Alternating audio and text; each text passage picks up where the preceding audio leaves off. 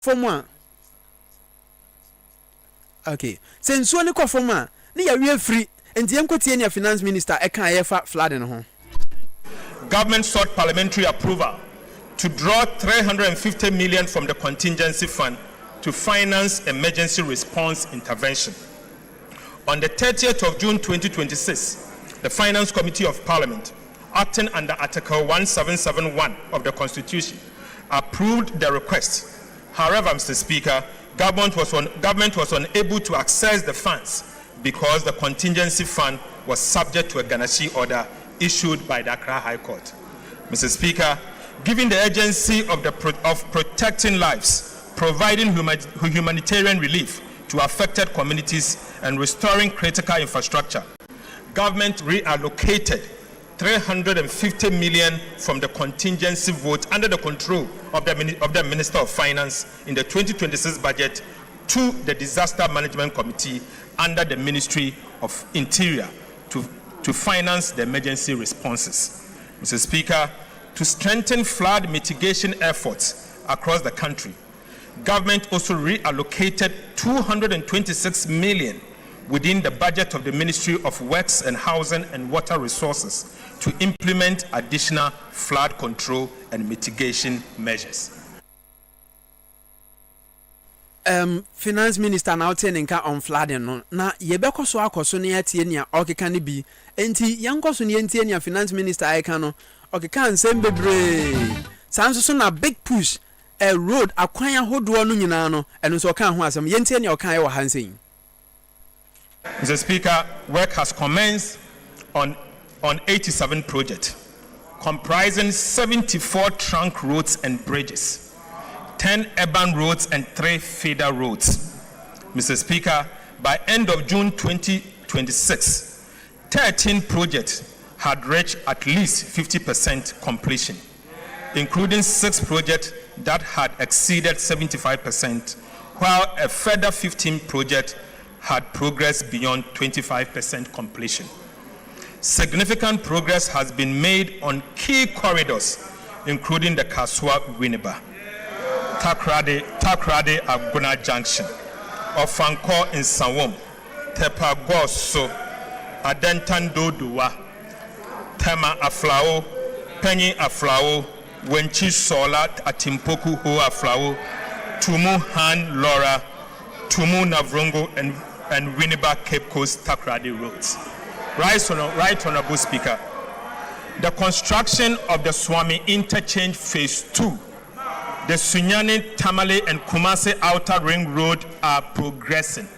Mr. Speaker, feeder road projects in the Eastern Volta region are also improving access to farming communities and market access. During the second half of the year, government will fast-track project nearing completion. Mr. Speaker, improve contractor performance and remove bottlenecks to ensure they are completed on time. Right Honorable Speaker, I take you to the Accra-Kumasi. Since the enactment of the Ghana Cocoa Board Act 1984, PNDC Law 81, the Ghana cocoa industry has undergone significant transformation. To modernize the governance and financing of the sector, government will submit a new Cocoa Board Bill to Parliament to repeal and replace the Ghana Cocoa Board Act 1984, PNDC Law 81. Mr. Speaker, the proposed legislation will introduce a new producer pricing mechanism that aligns producer price with movement in international cocoa price, exchange rate development, and other relevant market conditions. We will also guarantee the cocoa farmer not less than 70% of gross free on board price. Mr. Speaker, we will also seek to establish a new financing framework for cocoa purchases and related operations and restore the long-term financial sustainability and operational efficiency of Ghana Cocoa Board. The bill will also ensure that not less than 50% of cocoa beans produced in Ghana is processed here in Ghana. Mr. Speaker, we will also restrain Ghana Cocoa Board from taking part in quasi-fiscal activities. Right Honorable Speaker, Mr. Speaker, these reforms will place Ghana's cocoa sector on a stronger financial footing, improve returns to cocoa farmer, ensure value addition, and position the industry for sustainable long-term growth. The entire corridor is expected to be cleared by the first week of September 2026. Right Honorable Speaker, compensation assessment, environmental studies, engineering design, feasibility works are progressing simultaneously. The feasibility study and detailed engineering design are expected to be completed by end of August 2026, next month. Mr. Speaker, with procurement for the main construction contract to commence in September 2026. Mr. Speaker, as of 2nd of July 2026, $1.7 billion United States dollars have been deposited into a dedicated Accra-Kumasi Expressway account at the Bank of Ghana. Mr. Speaker, for emphasis, as at yesterday, 22nd of July 2026, the government of Ghana has deposited $1.7 billion United States dollars into an account, a dedicated account at the Bank of Ghana solely for this project. The funds have been ring-fenced and will be used only after the main construction contract is awarded. I can share it. Mr. Speaker, government is therefore confident that all the requirements for this transformational project, including the resources, the money, will be in place when His Excellency President John Dramani Mahama cut the sword for the construction of the project to begin. Mr. Speaker, I now take you to ACHEAMPONG and also ACHEAMPONG Bridge. Right Honorable Speaker, for centuries, the people of Afram Plains have relied on ferries to cross the Afram River. While these ferries have served the area for many years, frequent delays and seasonal disruptions have impeded easy access and movement of people, goods, and the provision of essential services. For centuries, the people of Afram Plains have relied on ferries to cross the Afram River. While these ferries have served the area for many years, frequent delays and seasonal disruptions have impeded easy movement of people, goods, and the provision of essential services. The ACHEAMPONG Bridge, a 3.6-kilometer permanent bridge, will be the longest in Ghana and will replace the ferries, providing safe, reliable, and all-weather crossing as part of government's Big Push infrastructure program. Expected to be cleared by the first week of September 2026. Right Honorable Speaker, compensation assessment, environmental studies, engineering design, feasibility works are progressing simultaneously. The feasibility study and detailed engineering design are expected to be completed by end of August 2026.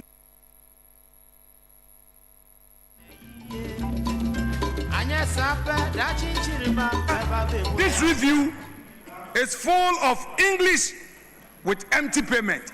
The payment he said is done. He said they've done some payment. Why didn't he give us details? You paid your party members. You paid your party members. The monies have gone to your party members.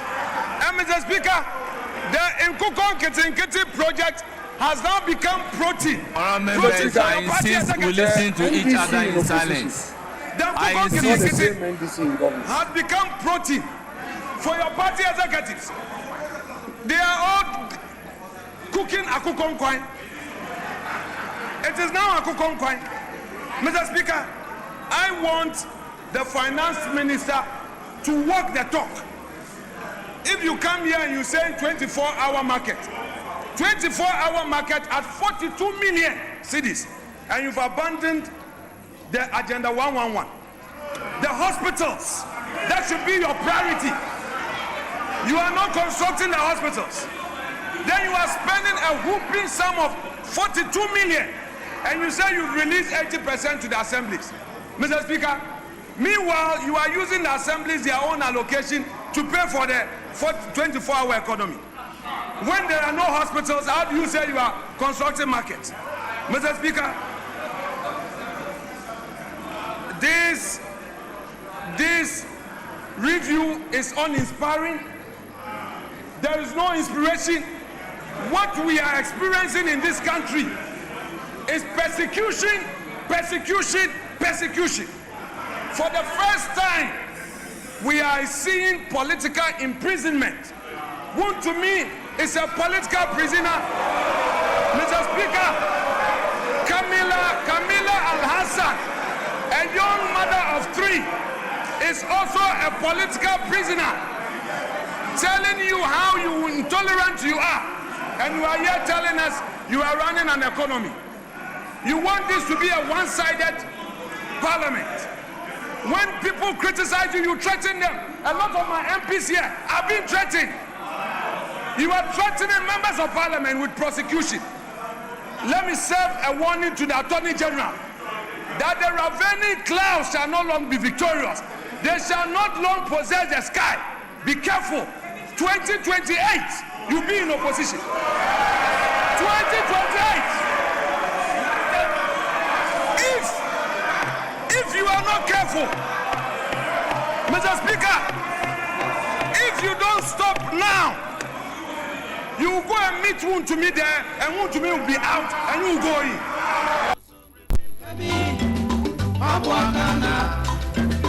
That was Osahene Afenyo-Markins, Mr. Speaker, minority leader. Senya meka no. Yena editor ebedi nkomo. Okay. Sesia no ni akwakwasi o parliament no eno no. Editor ababedru. Na editor antena ase na yentwetwe nkomo. Editor akwaba. Okay, editor kazame me josu ni. Okay, Edem yenko. Ade yo hu ana. See ho say nyum. Enye hu. O say as usual, say we dey expect say no na the BBC. Say parliament dey ja. Say ya no mko no. Ne just abeye rubber stamp. The usual say yeah, a part of the theatricals ne gymnastics say cause of parliament in no yeah. They say the minority have their way and the majority have their say. You know. Omunyo opportunity at least. And can say finance minister is under obligation to come and present the media review of the budget. So budget not presented in November. Yeah. Maybe in some years between November and now be an economy. So sometimes some be about no budget for France or better. So Baba one country so scan no agenda no one or the year but which is a good thing. Which is a good thing. Yes, but in your manner why you know and no better so far what they have achieved since November now say December now and January almost started some implemented budget no. Naja obechiri mu kire you know so far so good. Yenhwe enema na obobo so ni bi. Big push. Yen nyina ye wo system no. Yes. Yen pese ye be ye the usual politics no. Editor yen rules are say. Akwan bebre na say. Uji dey say percentage of car say omugu so omo ye no uji dey say a reflector on the ground. So what did data in free Rose Minister ho. Data no dey obeju. But on say the work can here big push near major highways. Yes. Baby I see feel the trunk roads no urban roads so say a lot of requirement no. Ebi I any who the impact but so car crack Kumasi dey and I say Cape Coast Takra dey and so more here. Okay. We cover water regional Sikuma hon no more ye bi no nka ntem say omugu so more here. But ebi insurance say you kind one can into ma you feel the impact of kwanesa no but I'm say big push na egu so contrary to perception and I say claims say abandon spending no and the minister say almost spend it but they are being disciplined meaning say spending no yield the results but they have to contain it on be so be this kind of bros na ye ho akọchiri bi but maybe ba kwa na me can say okay na as na me case as a politics ya bebre ni DDP no.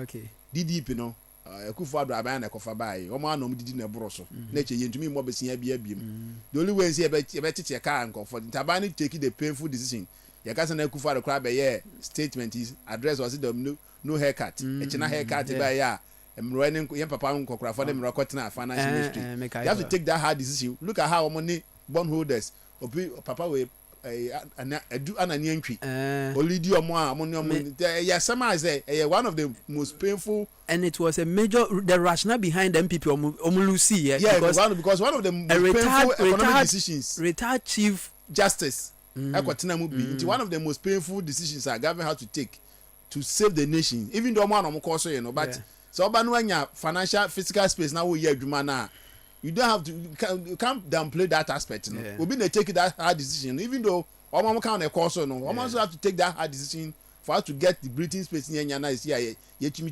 can debt restructuring me yet. Still, any be moving come on. Or mine gonna be most agreement where you me yet. Into I think that politicians they need to acknowledge so we ye be. No, be. And also what was who ye and one I think that's the only aspect I make about I think that.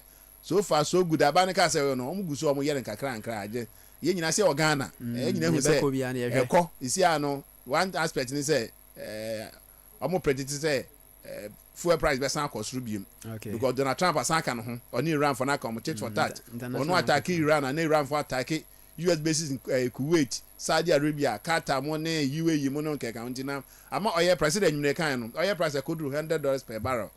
Since no me na call buy no. Say yen to kaya and be oil price, crude oil price bad down one. Kaya won chile and you know. I think say economy said who said MPA boss Edu Jita Makulaka say sisi adie or down na because if you crude price e kwa na e cost no. Enya de because nan saying Bank of Ghana governor call call here road show be or London I'm not Mampani Mahama call London no one question ibusa no say ade ba call or story ibusa say ade no sorrow ye first so say ade o hwe first so call say Donald Trump in treaty na call treaty pe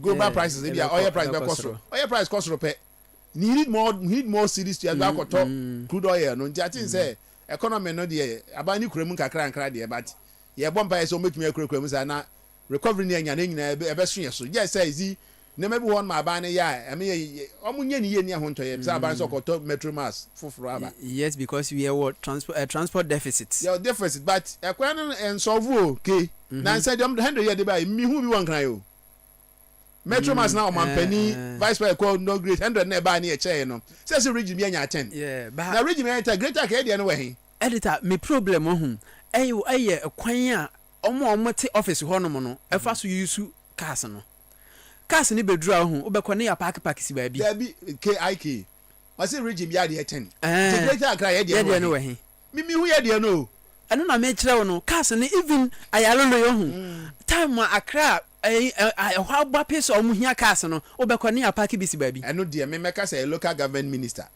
eno transport minister no boy abro because say dey American ayalo lebo 5 no mapon 5 on so na kantamanto for ne maka dwanu fu apon mu kofie ka ayalo na nya adwuma to be 9 ayalo no mu adwuma anya the smart system na be say ye na nka no kwa wo nile na nka no ne kwa mu adwuma anya wo de nka duru anwumra ento aso nya adwuma nko besi say ka se ha no ba ko ka mienu ko ka so mienu ko amasaman mienu ko ha no na nka ofo ho nto mo ayalo lebo 5 no mapon ayalo lebo 2 no nam kurum mi na 2 na obi ani ho no mo ebo 5 ye hia la na ayalo so akoda mi just ye Ora Ahmed Ibrahim, local government minister, only Nupe, transport minister, more that too much. But the young budget so but part of the budget, but tell me they say finance minister so kind say ACHEAMPONG for a bridge no about 3.7 kilometers.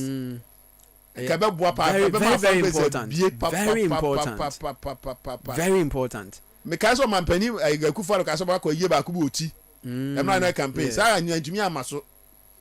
But we DM says can wo ho nti sa anya political talk senia bebe drawings na the drawings na dey to so no killer fact video ne to so so betwa mu nansen ya ye bomb pa say e be ma front place bie say front place kwafo asase e be ma front place bie pa say o kwa all the bus na dey for many years frequent delays and seasonal disruption ye bridge na say nti me bomb pa say we di amampani we di me ntwa wa no editor enipa ewu won so ne so ne nyenipa kitwa Omo ni ska on say ferry na was specific time e dey call. E bi o ha week o say month o week na call back. Wa he. Enti say nipa ko no person crossing nsuo no na ferry ni maya a o so onyusu ekro. Kanun. Enti say nipa na ekọ na mframa bo pa. Obituary 3.7 kilometers. Into your man in drawings in you. And yes, F papa to your man penny. I'm say, you better to say, or China did you ever cut a sword? No, I could say China for no, you know, me, no, bridge in the F power simulation of my end. Oh, 3.7 kilometers. I can't be as out. But it's canny at the bay, no, but where is Cano finance minister Candy is Cano or man penny, so they are betting Facebook. What am I paying the video?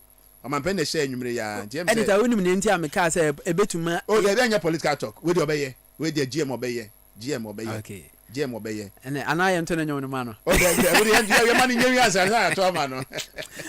Obey and about when they are get to know. I never finance I can't make there. The cocoa sector. No. Okay. What's all the new baby bar? Normal reform cocoa board. But it's a cocoa board reforms. No, they need more consultation because cocoa board no. A man for say cocoa board as it is now. No, there's almost 10,000 workers. Cocoa board 10,000 workers. Compared to go from Cote d'Ivoire, yes, almost workers by 2,000 something. But editor, Cote d'Ivoire produce like 2 times or so the any produce. Question cocoa board honor maybe sani. Yanri bibi editor. O maya ya kwakwaje besia. Ene ya de besia no ye yusu CDO. Yes. Ya kwaje besia o dollar mu. Ene ya de besia na ba beto cocoa. Yes. Na obroni na akire yen sene ono no beto yen cocoa na yen kasankasa ye mama yen process ye cocoa no obroni ne yakwaje ne ho besia nti no ono akire ye kwan a obefa so beto ye cocoa no. Send out here because it doesn't really make sense to me. And the ke unia say abrafo yesifo. Omo ka omo to omo the price mba ye di cocoa do omo say cocoa price set in London no and in New York. And so you cocoa ho. It's abrafo yesifo but sisi ano yesi yan ko bo besia biem. The new model say ye mo besia be bo besia o Ghana ha. Ye be use pension fund. That is the new model abande ba. Ye bo besia o ha no mo. Me ntwa anya no bi na president the ex-president the Kufuor kan Ghana be young age ekofa ansem bebre ba ya nte obi ni bi na I say na no say na no say Ghana be ori yantumi develop anwi nka you good yantumi develop nti atin say na no asem ode be na nkrofo ne say be twen abofo be ya new finance model na ba ne dia atin say sa ba ne ka so mba ya be use ye internal funds ne dia atokoko no nti yankojo be besia ne akwaja abrofo besia na fe so si ye be san process 50% ye process ya ne ye be nya moska asem we ya kan me oil you oil wa ha Base oil sisi ano na nsan top for nya 1 million ton barrels from Jubilee some will refine it top for by and so if that is the case if that is the case why should we be worried when oil price outside see omutimi ni the demand omutimi meet nti ebe kwa kotobi nso from abrochira ba ye ne kwa de anya ne say ai ke ye de oil price across de ma ye ho ato kakra ne say yeah, oil you free Europe. And I say America for Canada for to produce more oil. Okay. But countries almost oil free Saudi Arabia, say Japan, South Korea, Philippines, almost bread papa Bangladesh, Pakistan, almost bread rough. Now some to school. Now my phone to me go school. But any oil you free to finished product from Europe. Okay. Hunting a man hotel can until nothing say and I say about the abandoned more capacity, send you money, Tamara refinery. It's good say abandoned by Tamara fire Samba Baka. Ya babo ra Edmond combat abaso pass or revive it my oil refining. Tia bona abaso say ya ma improve capacity of ton no to me to refining more crude oil from Jubilee field no other you know na enko to be bring free outside. See October ya refining oil na yeah here's country abrafo no kokwa Donald Trump ya no nyoma no kra enfia hu bebi and because to me no it doesn't make sense. It doesn't make sense. Your business because IK business is yasan ko for na share I get you businessman almost na finance political parties na ukun man wa bontin mo man ne bra na ka fa no ho eh da bi mfa so be no I can find who na nka o mu edi be yamu se Ghana mu ha no isi kokra mu bebre yankokwa ya wi ukun man na o ton man ne disika gu boto man na mfa so be no man for no mo hwe political parties no now or the kakra be to honorable honorable say ma men kra mo na men famra okay entini ye bompa ye senti I think say finance minister ya da na say the nsem de dooso was women's bank afia be start yansa na yadwuma women's bank na be start but na me say so women banks make ba in a master ge ngu no because it has become an avenue to and I the same thing master government penny ko for the basen kan ma ye nuam ma edwafo nketenkete ska it's a woman's one the back there is a good maslog because ni mienu nya ntumi ntina ho da bia manyofo ngu no eso mu gu baako eso mu gu baako because maslog women's bank na be say maslog no hu e finance enema nketenkete say abobo ya anum ni nyina no maslog edema nya ho na ma mi ko wi ska yi say na mtama ku kantama to ahye yes if ska koma kantama fo no wi ska yi and bank no wo solely yes wa wi ase ya che no so oja won so ne chama huntumi na wo say na mtama ku and no yent me verify one someone because me say na ne ho mfa no yeah na kwade dada say ye did no say na ba ne pa no twetwe ne na ase ye did that do mo kokwa no de na kwase won say muntumi nya hwe so mo ya appeal it I think say women's bank say the man penny finance minister can say ba dia then master okay is egu no okay because ni nyina ntumi because ni nyina is like yes spend too much the same thing amu nyina mo ye women's bank was supposed bank was supposed to help graduate ketenkete no nti I think say women or say beba o maji lance 400 million Ghana cedis in da hono mo capital ne da hono me beba enyu amama no but say mama she betumi akwaji bio obekwa akwaji na me me rebeko mami nka asem we ohun enipa patia omo ya adwuma omo hia moa no omo nsanka I'm telling you omo hia moa ne pa o de mimi no me no tia editor obetumi aka no kra nyame animu a obetumi aka se NPP ne NDC aban bi aba pa mo aka se ye mahia for pass kama o editor why you witness say nipa mienu mi say me apply for new maybe from agric ministry and your friend say as a media na ya ready nti me minimum bi me apply as a normal person and who dey dey say ye na be your witness me fa say na o be ya dance and your friend but tell na bia me di nkomo na me say penny we akoye no ma bi from agric ministry fit Ghana project no okay na eba no cocoa board eno so ma me mbo ma ba so ho say open seed ti say cocoa seed akwakodua eno no dey metumi aka say because me ankasa no manya bibisa na ba no say bia aban ma besia ehiafo pa mo grounds o mo pesika ya adwuma no o mu na say me brand so chiche kube otuko no and na me o chiche so free some the man of aduadua bi no kanti no ni nyina na nyina e Ghana fo me en fa nyanti women's bank na eba no me en ka say ndis fo na de bench me ndis fo women's bank say da kokon ketenkete de me ndis fo nkwa wonya ndis ni a say de mate no wonya bi eno ne ye ne awate o sa na mate okay executive uhwe video say bi da say o ma mpani dia dey say nchi me en fa ye ho ne nka I think ye de ye miem no bi anya bi nye ye Ghana fo ye na Ghana fo okay ye me nyina of course me politics in free and one thing they say aside a nipa kakra bi omo ye a frontline political you know ye nipa bi okromo to abama wa unim because me kai say say right after NPP free aban mo no NDC focus on be yi nkrofo bi aban na NPP aban afa o mo no from July August September no Saturday na me woni FM na guy bi nkrofo bi omba no almost 26,000 say 2,600 bibi na guy bi obaye oyi ni details awaye campaign ama NDC ni ade me hwe ni din so I had to call nkrofo bi na me diet so nkwa ha na esi wa akiri de later no frame me da amase enti bibi ho na o ya e bia wonnim nipa potia e ka no because I can have problem because na maintain because civil servant in the public service CFO bi anya 2 months asemo ebe says 8 months o na how the person be so be fra ban mu nti no ofa ne ko ofa shim ana so fra ban mu ko it's a Bank of Ghana open Bank of Ghana ebe almost 1 year kra obe ko ibo ka aptitude se ko be di cast no kan so dem no se afa nipa na ejanu nko na qualify ye ma ni ntem no nya adwuma no am se mra am fa o mo no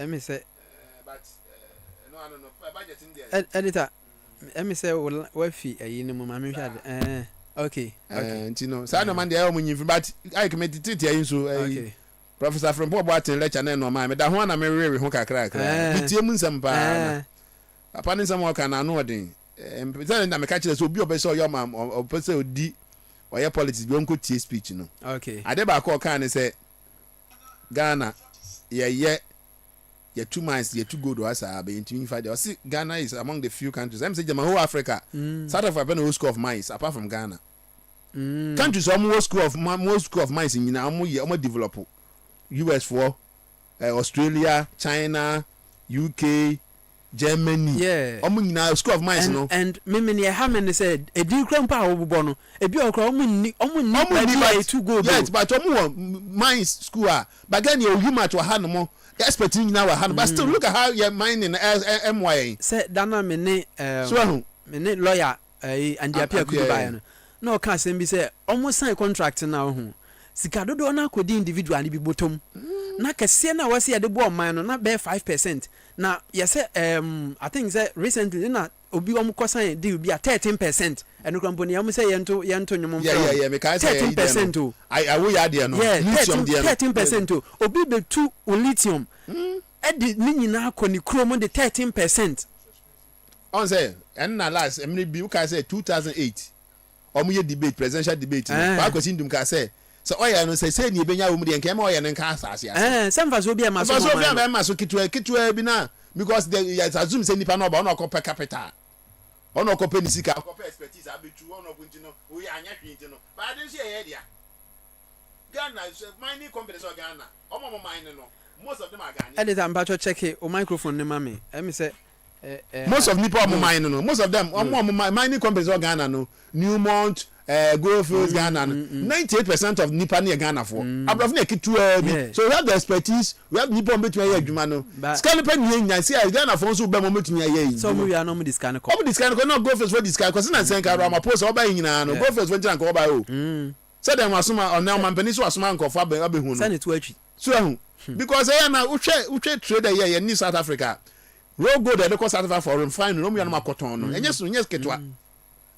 so we think say ebe me so na from bobo ati asem your kind so no o say Ghana ye can population wise you 47th in the world. Okay, editor tena wakonya ni ye mama na I say camera no you are free mo yeah 47th in the world. Okay. By human development index yeah na 140 something. Yes, yeah the Ghana na me ka say bia your technical know how no but yeah Dawson yeah na ka say no so by Dawson was 47th biggest most populous country in the world. Ghana 47 too. It okay we are seeing top 50 countries almost Dawson per Ghana account. Yes 47th yeah Dawson sir wait our 35 million 36 million 47th most populous country in the world. Okay, by United Nations Human Development Index nearby yeah na 144 out of 180 something. This year we chiri kura human index talk about education, life expectancy, healthcare. So na basic one is independent. Yeah lucky no ma bebre. It means that we are not fulfilling our potential. For potential near one we are not fulfilling it compared to our peers like Korea money, Malaysia me no musis no. Omo je hokra. What is 1970 na Korea for omo leading export na dey plywood. And Korea for semiconductors. Nene mo me Korea e dey South Korea o kan dey assembly. Semiconductors chips omo ye no nkeka go. Wouldn't you say Samsung started as normal fish? Editor o ka say o kan. It no just a potential no ho no ntino. O dey ntie dey bo na kakra na. Ghana dey asem dey na arehu ntino. Me see obi obeso odi omampe obi oso odi omambia no nko tie from South Africa bo aten ne lecture o dey ntie ne for. Na me editor okay. 47th most populous country in the world. In other words, if you take China, India, and other the countries according to population, we are the 47th most populous country in the world. When you take population alone, but when you talk about Human Development Index, that takes into account life expectancy, income, and education, then Ghana falls to rank 148 out of 181 countries. In other words, we are a big population, not developed. Human Development Index, that takes account into life expectancy, income, and education, then we are down. In 1961, Korea's GNP was 2.3 billion, and its top exports in 1970 were textiles, plywood, and wigs. Today, it is the 13th largest economy and global leader in semiconductors.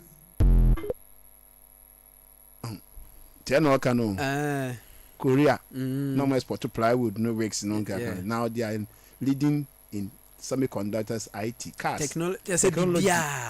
Na editor wunim ne ha me. Yempanifo etu kwan pa o. Baby aso mo ho. Na menim se omo ba bedru Ghana ntwa so pa na adwene ni nyina, excuse my language. Na ni nyina. Say ye mintimi hu. Me da bia me tie from Port na me ra ho. This only person apart from Canada Japan the campaign na no person di MPP ni mo boss CSRD. Yeah. He's on to be a minister and he was very particular about see and I say CS wa koto machine bia because omo tumi operate ne ba na koto ye because that CS no ye tumi omo no me research ni na need to fun na CS afa na ye yo omo no ye ni na eno omo ye no but you don't pay attention to them they fear omo there be kakra obi be kwa kwaji bibia ba because you see IK ye say o see scared be mom no my ye fa mom ye so omo nye no omo ton research no. Now how can we develop that and get because from good CS are home food research animal and no more year na ye fear no na say common sense kwase am for starting group almost CS state Ghana CSIR from for boating and can for can Japan pen match so omo bo mu di omo campaign mu and there should be the backbone of our development cocoa research animal research food research forest omo no more je ho no no na say technology bi abia ye feed poultry your friend black soldier fly omu doctor bi ho na me omu training go for who dey feed poultry piggery catfish reduce feed cost by about 60%. Wa hwe nti editor omu tesa no ho I think say yem pemre na say benya kwan a ho yem fa omu mrase de omu ba na ye bompanifo na chi ye we so omu my kwan I think said eno ne ma media no ye the watchdog no ade omu ya omu say ana me ya say siasa pa adwuma omu ya ho pa ho kom omu office ba ko hia ho no mo ko research omo ye gu ho no mo na say ye mfi omo ye say commercialization abanso mo muska we say invest most of the research omo ye invest some professors in here no they are foreign funded though and your government of Ghana fund most of them are foreign funded by NGOs omo re pa no omo de ko na come say wonya na asoma no it how can we develop and your boy ye say and your professors omo tech e dey no ma ye mo muska dey no mo nye ye mo muska ye government no man so mu go siska bi o se car no ho car na o professor na beta chira ma na ye no okokra fra ma no ne aba obenya ne cat na o ma onye na o akwa je cat no na hwe ye tuwa no mu ne ye nye wa ha no mu esu solar ye tuwa na je say China for is leading solar country hwe Morocco for solar field from abomasi Morocco ho no no itini ye mpani for no sometimes Ghana there so I recommend anybody say who so tia the kotie Professor from Boating speech and run you get what the what we need to do as a country nansi enra ya see Kenya for ama the contract on besi underground train in Nairobi Kenya o Cote d'Ivoire for si tram o alase what I si tram Abidjan o si tram Abidjan try train now broche na o si bu Abidjan ya tia no na e odokro ntimi nya ya no de get to Africa nso ta na afaye ni na task force ni so mo ye adwuma ne dia task force no asoja for task force no what you monka ba jo say task force no de monka so bubu dan no say eno na no me ye intro me kan say ya dan mpete me te say wo kan nso to a ene esi ye dan na nso ni to wi a ye nkai say bi ne ye wo haw mu ya dwene sa and near a hard journey say we were getting some journalists ananka o manu odin ya no mo kan okre but me near higher ni say and anatem didie no ya na dose wo fa bi and ade ba kun say ha me ni say atem didie ni nyina nso no bebre na no o selfish interest in the territory because senka ye to me gina ye nan so na nke de ma NDC ni de ma MPP ni hold you accountable at the end of the day no be hunu say amanfo na ni bie masa o kasa masa bra ba je kakra oh yeah onya je ka ba ku bi pa de ba say ojibi bi kitwa bi pe na nanu din and ojibi bi abon so be call one side no abu afeni obeka nyina no mfa nko a kan excuse my language and somewhere say bi nyansa ni mu nko a da bia tietie mu nko a na ya shedak ne tietie mu sa da bia ya shedak ne tietie say ja and so sam and say Dr. Bami Ofrin sa mo no kokumase oni MPP for koshia ye nko dwedwe doctor yenua chairman untumi ho ntino aja Kumasi so akono. Mefre muntumi spokesperson no. Paragraph. Na ye ne na di nkomo nti de yenhwe na yenhu ne ye. Na ohene ba sie du so no ohene ba sie du. Ni ohene ba sie du. Wasi chairman abasunda. Wasi chairman abasunda yo. Me hu no sa nkwan o social media. Bia bia no. Abuna me no. Na wudi me na fa enam na fa na odo ayase no. Za na fa enam ya. Me fancy ya. Wudi za nam no. Me ni nam no ba. Sa na eti say. Ade me ba. Oh nam na wa yese wa twa 7 no. Ade me ba. Me ba editor me ba. O ma me nya yi me ba yesi. Editor unto media no o sisi ayi from Monday no be sinde. Wa dwenkyere wo ho ne sen. Me pese me hu ade. Imagine just say the law is the law. So for me say ya ma me na kan boy. The law is the law. The law is the law. Na Justice Audrey Kwakufidi or they apply law no. Say maximum of 25 years, minimum of 15 years. No ama we media no 20 years. But say and the appeal could be attaching as omo nya be 20 instances or challenge the ruling no.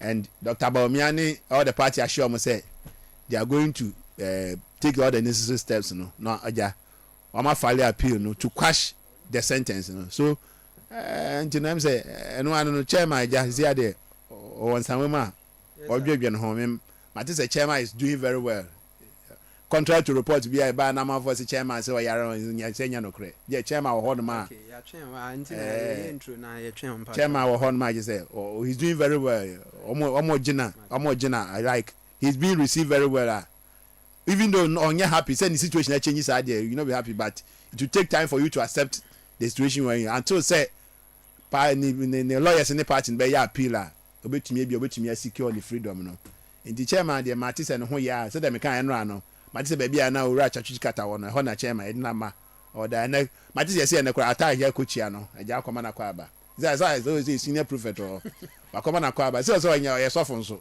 attack ye sofo ntino akọbọ mpa ya akọma na kwa aba ntino nem say chairman de ho no my say aduane nso de elake no honorable Frank Anodom pray oya de pese aduane de o ma ni sun ho pa na editor consequence ni ho ntino o ma aduane sun ho pa ntino there one say pose po ya ndo se chairman do pefufo ni light soup eno do ayase ane prakontware eno do ayase njem say e be ka kiro honorable Anodom pray say o ma ni ntino o ma e bia Saturday bia na Sunday bia light soup ni fufu ni odo ayase ni prakontware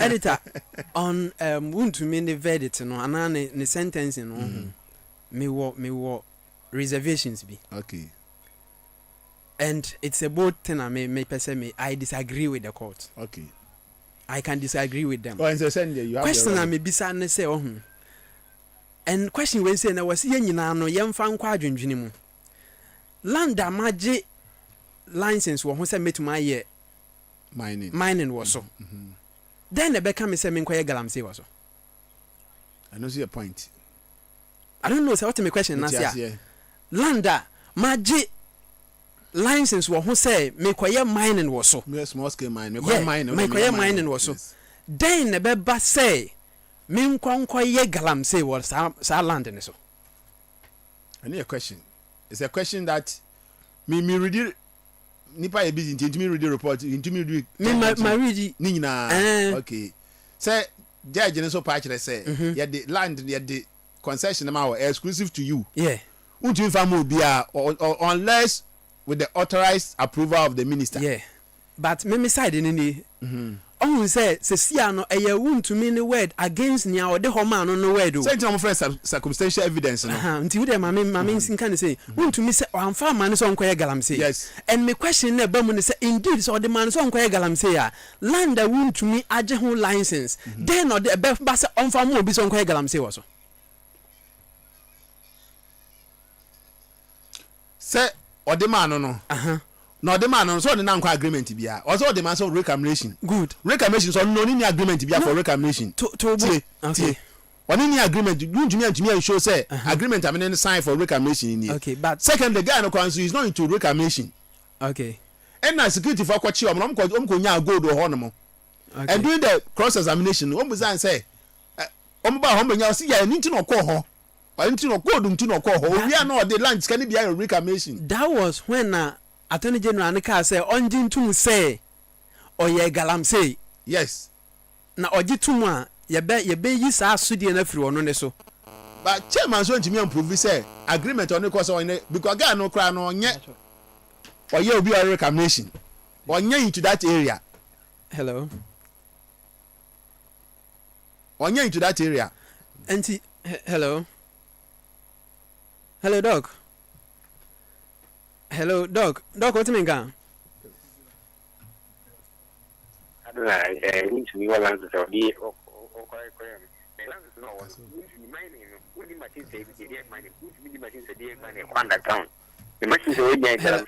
Hello. Doc, Mbajo Timinka. Mbajo, Doc, nie. Mining, my kids are on the ground. But you saw the machines. Tobo, netie me. Yɛhwehwɛ obi nya wo dia later na yɛbɛma kwan na wafra ba so. Me say yɛhwehwɛ obi ni enim sɛ nipa na ɛfrɛ yɛ line no nti nya wo dia yɛbɛma kwan later na wafrɛ. Why? Na minim sɛ editor na minim sɛ untumi ni na because yɛ de number ne ma no. Ti na minim sɛ ɔno na ɛfrɛ fa so no. Question na me bisa no ni ne sɛ ohun. Nipa na kɔgye license wa asase ne ho. Emra ma ne kwan sɛ ontu agudie was our land ni mu mbacho what ma say enti dan na be ma kwan and me message ne additional kakra ma ne say na land no ya yeso adwuma ba bi adwuma hwana ye na ya manfo na tu galamsey wo ba bi eno na ma reclamation ne ba mu no but chairman say jiso no ma ne course to boase ni ya reclaim ya tutu ba bi so what ya say ni ya tu ba bi enti ba bi ya tutu no ena ema ode ho ma ese omunya reclamation ba bia na entu ye no according to nipa nkra na ne oye reclamation ni ewo so no ose won nkra onimu ntumi da ohun no kra da se onu ye ayisi no mkoto no so no ba ayisi pa is the okum so na de ma no okum se ntu na de asase ne ma no uhwe uru ni win now court no pa che say first in the first road the land ni mu obi a it should be at the express consent of the minister wa anya watomra. Okay. I want the first thing. Me question no na ma bisa no. Me question no ne say. Se obi kwaje license. So odi betu agudie. Na oje about on see a more specific area. If you come correct say ensuo ni within that jurisdiction no. Near the sa area ne mawa. Adwene be na better chire say nipa kro no a ebekọ se osan akwakoye galamsey was asase kro na so. O be say bia oye small scale mine now with full cost involved in high. But you should galamsey the cost will be less if be half and I wanted of it. But editor, whether small scale or galamsey or full access to mine on the land. But now I already say maybe not Dr. Kwabena don kwasi Newmont omo ye galamsey. So one is no say aspect of contract is at least 9 years into no mo ye galamsey. So why will land the credit man na wa nye according to specifications kwa na galamsey. You have to go through the strict lines near the amount. Say we we no anya we ba a b no anya sia. It can be classified galamsey. No matter how you do it, well, yeah, the amount will land so no. So when you want go to the process now again, half after that, it can be classified as galamsey. Me say ebia, enu ne man, say no ne man reclamation ne ba mu no dia. Fine, but wait, this question no, I don't really get it. Reclamation no can Ike. It should be involving EPA and the Minerals Commission. Editor, all of them should be involved. The EPA and the Minerals Commission should be involved. EPA reclamation is a big project. To me no be nya dia EPA and I say Minerals Commission for will not be aware of it. I think say no be have his opinion on the judgment, because a big decision and it's a test case. And I think say easy, but me I think say it's good send lawyers and the lawyer touching I say omo appeal also or judgment they know ni ho no call ne ba ho law school ne or the back graduation. I think that explanation that means na because such a significant case na utimija client to us as I say we read a lot of meanings into it, but even the I think say no one say Dr. Baumi am take over. But I'm wondering how the party sat down want to me am provided all the necessary legal support could do a chance and the chairman who man stand in the party Fragberry Mono. I don't know if a chairman so can say he was satisfied with the lawyers there. All of us as a party now say they have sprung into motion now. everybody is trying to solve a chairman because me tie nko one mo ba ni ba say asem ne ba no party for bebre no mo yi ni ma accept or apia kubi ya mu bo na chi ono ana volunteer na service de command edu ba bi so mo fro bi anam o mo nyina so mo atwa mo ni ama chairman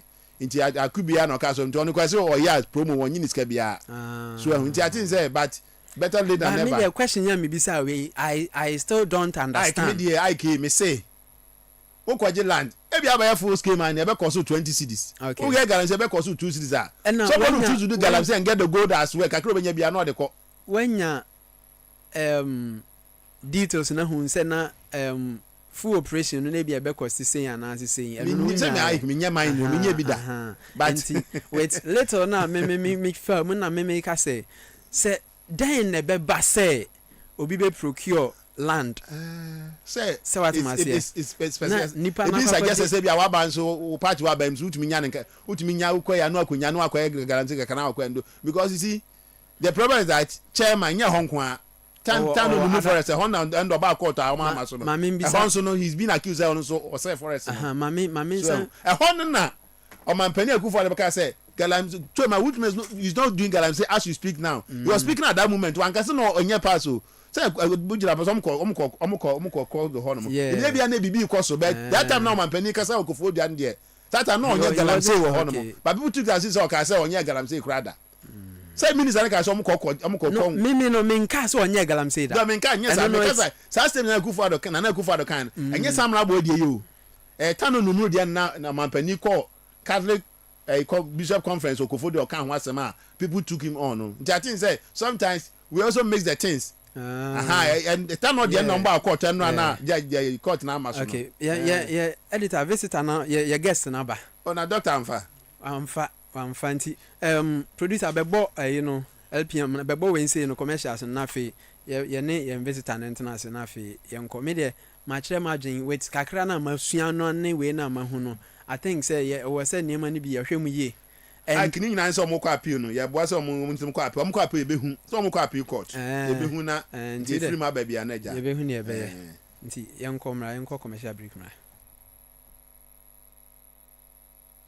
Sanamenam Dr. Jiwa Susameria Akamatu Ozan Mawuze adansidie mrenyo semijira ha na me de jiwa ase jiwa adarumenti ene nukunu aye bema enkane nukunu from pa smami onu na abese enso ene otumu kwa ejuma mane mu manamo no so semijira ha me de jiwa ase sande be ina me ti de mi okwo mo totu alo to debre semija menna ya biti moja ti da obaya wa bunensa me ne me yire adwa kwantimi anwo no ene jiwa adarumenti ya wo miensa yotoso nan ehye yefunu a oba monka me ho nyefa sedama jiwa ni mapa wa yenti ene nyankopon jeje won pia no won kwaban mu ama sabe wa ya yaresabia kese pa we fro won jiwa homeopathy hospital ya de hudu bi ti say stroke enhwe ya de mutu ase kra blood pressure prostate disorder anase cancer kokuram ya de STI mechire nemu ya de hudu nyina ti se babaso chlamydia ene de keka hu nyina ana ya de hudu bia ewodi jiwa etu ase jiwa ya adwuma frequency de tukwasi ada from ewo 0249 359797 jiwa wo wija junction top base kwan ne so ne nkrabata wo mamu afana nyina jiwa homeopathy hospital jiwa be ma wa fresh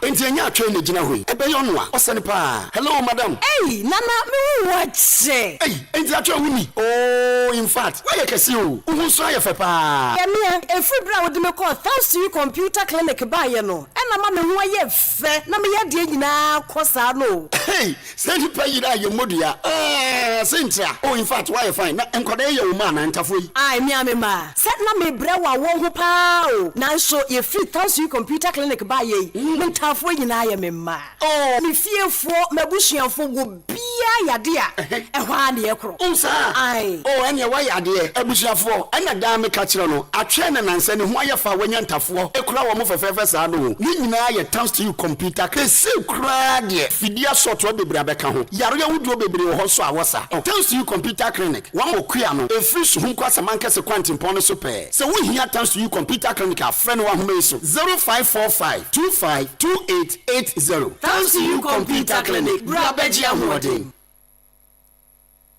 aha sɛsɛ deɛ na Ghana for training nyinaa ababedu na yɛpɛ estate company wɔtɔn sase ɛtɔn adansi ho nneɛma ɛwɔ professional workers a wɔbɛtuma yɛ wɔdan ho adwuma nyinaa ma wo na afei ɛna ababedu edin no ɛne sap Mary Estate and Lands Limited efiri sɛ wɔbɛtɔ asase kɔpɛ so bɛsi da na wie nyinaa wɔn bɛboa wo yɛwɔ nsase no bebree yɛwɔ bi ɛwɔ denkyia ɔbɛnfo saa so na denkyia ho ne sɛ ɛne government school di nhwɛ anim denkyia Kantan Calvary ɛbɛn kurom paa ebi nso ɛwɔ hɔbɔ a ɛbɛn edwa no ɛsɛwɔm ne pɔtɛmu nso obi ɛwɔ Yankoko ɛwɔ Kumasi ɛne Accra Pantipɔ no ho a ɛsubɔyi abɛn Sudan so teacher mante wotra police station na yɛwɔ bi ɛwɔ hɔ pɔni bɛhwɛ ansankrampo no abɛtɔ bi a etwa bi ama wo kasoa so yɛwɔ kasoa bubuata Sap Mary Estate nkoa na ɛtɔn asase ɛma wa wɔde nkratasɛm nyinaa ka ho ma wo free na deɛ ɛgye ne sɛ wobɛtumi de 5,000 Ghana cedi pɛ anya asase na watua deɛ aka no kakra na sɛ ba na dansie ho nneɛma deɛ a sɛ yɛ ɛnadoa cement roofing sheet iron rods anaasɛ deɛ ɔwɔ ne nyinaa bi wɔ hɔ wɔsan so wɔ professional workers ne kyerɛ adwumayɛfo a ɛyɛ dan ho adwuma sɛ carpenters masons plumbers tea vendors ɛne deɛ ɛkeka ho nyinaa bi ɛwɔ hɔ enti sɛ ɔkɔtɔ asase ɛwɔ Sap Mary Estate and Lands a wonni program bia yɛma wo gya new document ne asan so ahyɛ wo ama wasi wo da no asomdwe wobɛtumi afrɛ director nankasa ɛwɔ 0243 009 451 anaasɛ 0550 001 500 yɛtwa toɔ nie 0265 963 380 Sap Mary Estate and Lands Limited anaa yɛse yɛbɛma obiaa yɛfie wura enti ɛnyɛ atwɛ ne gyina hɔ yi ɛbɛyɛ ɔno a ɔsɛne paa hello madam ei nana me wɔkyɛ ei enti atwɛ wo ni oh in fact woayɛ kɛse o wohu so ayɛ fɛ paa yɛmea ɛfiri berɛ a wode me kɔɔ thanks to you computer clinic baayɛ no ɛna ma me ho ayɛ fɛ na meyɛ deɛ nyinaa kɔ saa no hey sɛ nipa yira yɛ mmɔdua sɛntra oh in fact woayɛ fine na nkɔda yɛ wo ma na ntafo yi ai mea me ma sɛ na mebrɛ wɔ awɔ ho paa o nanso yɛfiri thanks to you computer clinic baayɛ yi me ntafoɔ nyinaa yɛ me ma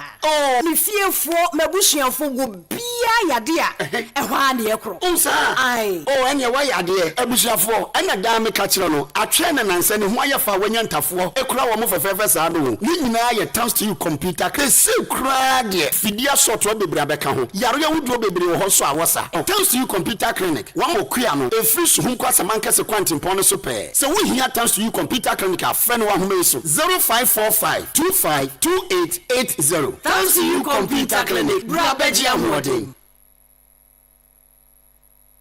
yɛmatiefoɔ nyinaa kɔ aba ɛde ba top 103.1 megahertz sɛnea mekan no wei yɛ the final point political talk show program anwummerɛ yi ɛnso so yɛatena ase a yɛbɛyɛ one-on-one interview na mewɔ owura nuonyamfoɔ bi wɔ fie ha nsɛn sɛnea medi kan yɛ introduction no yɛfrɛ no Mr. Andy Mensa na mene ne bɛyɛ one-on-one interview ɔno na wokɔ Amasaman constituency a ɔpere wɔ NPP wɔsono kokroko amanyɔkuo ne mu sɛ otitinani ɛde ma Amasaman na ɛnɛ no yɛbɛyɛ one-on-one kakra na yɛde nkɔmmɔ yɛahwɛ ne ɛkɔ so constituency ne mu na yɛde firi hɔ nom de ababa de aba bɛsi budget ne so nti tena ase na gye adwa na yɛnkɔ ne yɛnhwɛ nea ɛbɛkɔ chairman wonyanya chairman so mafrɛ dada nti ne kyɛ sɛ it is endorsed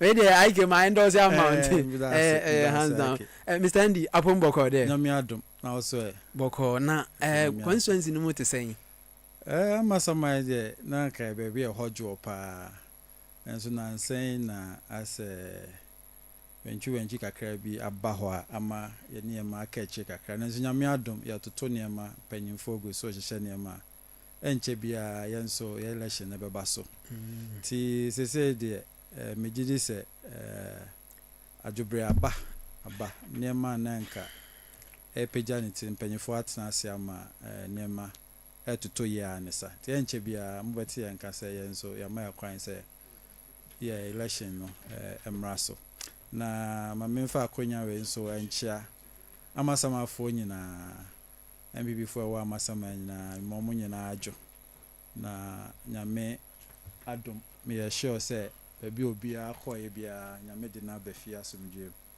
ɔmo nyinaa etie yɛ anwumre okay that's okay mami misa first of all why Amasaman constituency? Okay. Good question. Matna Amasama since 2010. Okay. Be 16 years ni. Na de ade me be pie Amasama na de ade me be pie enkran kroma ankasa ye adwuma. Before me betna ha permanently na me school na de me ba ankran me ba school Lagos. Ba na me Kumasi ni nti na Kumasi na me nyini ya okay. Aswa constituency. Wa na me wa ansana me ba school Lagos me we me san ko Kumasi koye service or Coca-Cola. Ti me we na me do mu kakra. Ti me japai. Ti me ba back na me koye adwuma mem. Okay. Me o mema na me nya adwuma won kran company we friend IBM. Okay.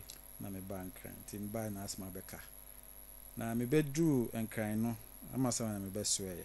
Nti o ma na me de me ho ekwohye MPP amanyeko no wa amasa. Na before that me wo Lagos no na me wo MPP ko ni. Okay. But my first major activity in NPP was the 2000 election. I'm a polling agent or Legon Hall. Okay. See, I did be a mechanic and say, "Yeah, you two judge. I'm a Kufo be president. We can home be me boy Juma Pa and president, former president Kufo Babem. See, honor first engagement as MPP working for the party. Honor if it is.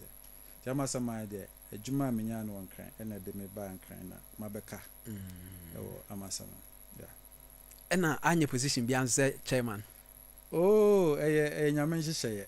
Me ba Amasama no na me nya executive. Okay. I should say, but na me bo adwuma.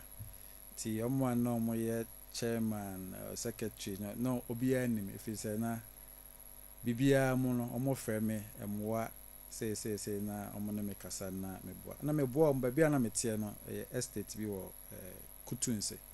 No Kwanse estate intina menna me boa ma estate for ne bebre na omoye MPP for mo from ho nshem bebre ebe boa inti executives ni hu me till the following time the next time I near elections no because why don't I join the party and work as an executive me be a polling station secretary ti e hona me fiti ase pa inti na me polling station secretary our Kwans estate. Okay. From 2013 to 2018.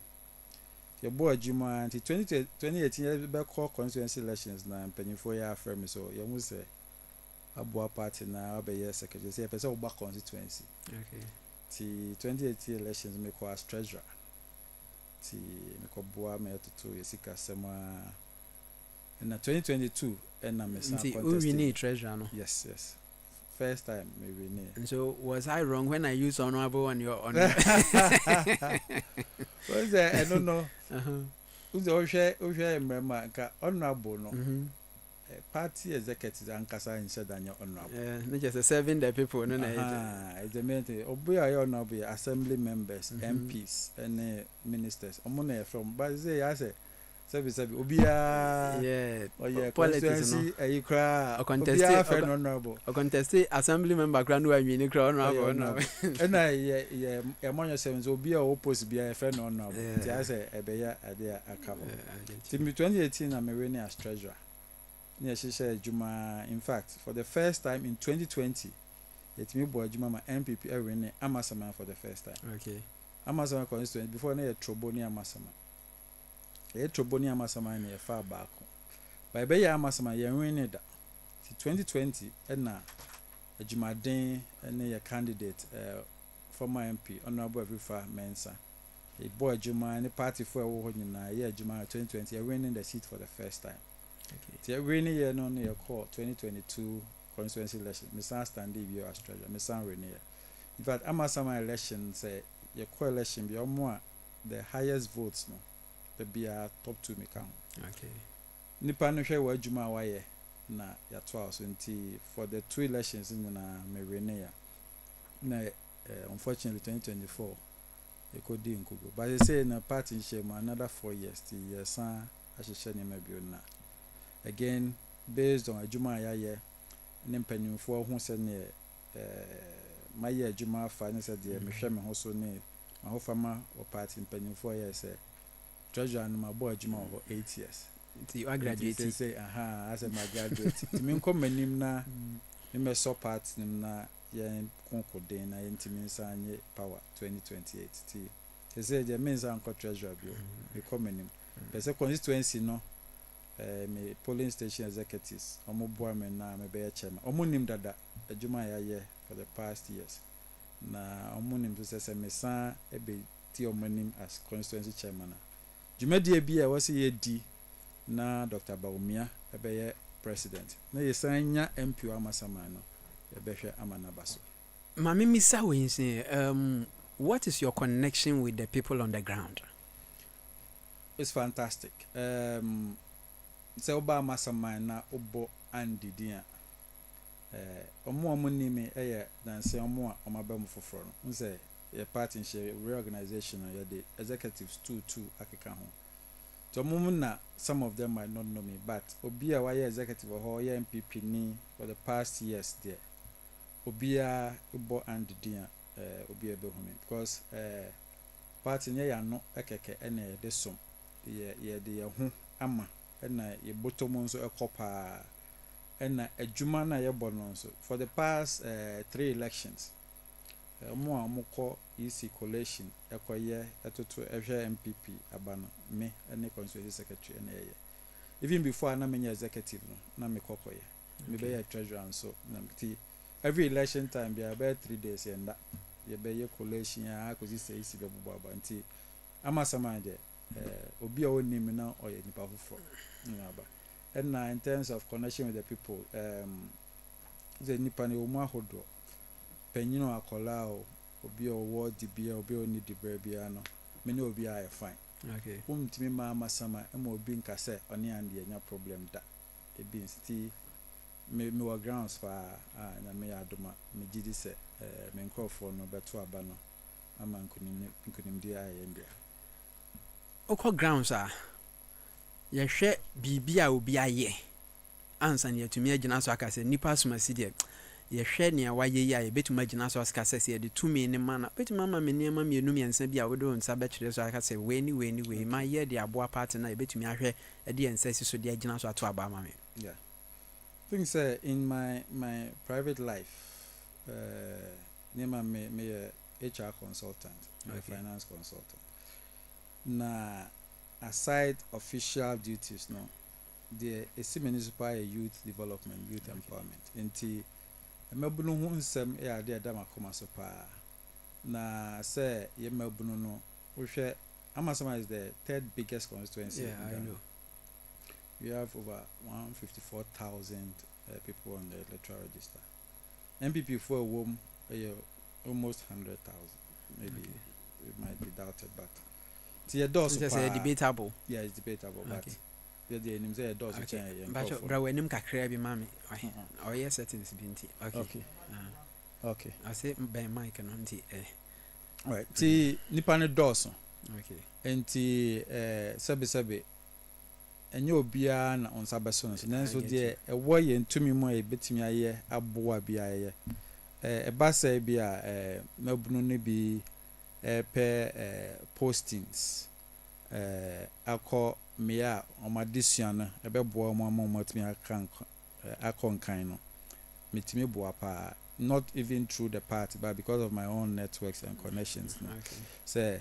Say obi a nurse or posting waha yetimi eboa because of our networks obi per service or this particular institution yetimi boa me wo nipa metimi aka na ne say ye mabunu so omonko omontoa school so na mo pese mo yensa no adwuma no metimi abobo bi mu a opese okosua cheyo opese okosua makeup opeska kakra dia akotua na akoche no ntimi wo bebre amabo omo obi wa ha akosua adwuma opese ofiti bibia se kakra bi opese o ye shop bi emu niema bebre ho a maye abo omo ye was school bi wo one of our lecturers friend is Sapema.